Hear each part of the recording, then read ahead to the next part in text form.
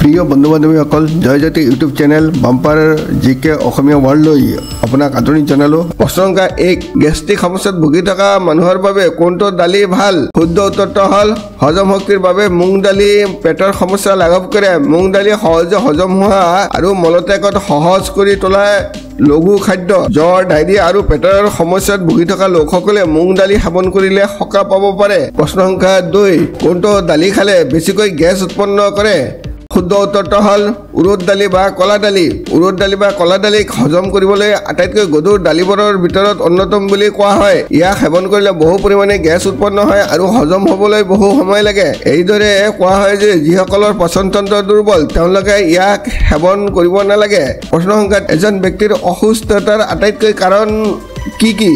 তেন্তে অনুগ্ৰহ কৰি চেনেলটো ছাবস্ক্ৰাইব কৰি বেল আইকনটো অন কৰি ৰাখিব যাতে মোৰ নতুন নতুন ভিডিঅ'বোৰ তৎক্ষণাত পাব পাৰে। ভিডিঅ'টো লাইক আৰু শ্বেয়াৰ কৰিবলৈ নাপাহৰিব। শুদ্ধ উত্তৰটো হ'ল এজন ব্যক্তিৰ অসুস্থতাৰ ডাঙৰ কাৰণ হ'ল টোপনিৰ অভাৱ, খাদ্যৰ অভাৱ, উদ্বেগ বা মানসিক চাপ। ভিডিঅ'টো চোৱাৰ বাবে অশেষ ধন্যবাদ।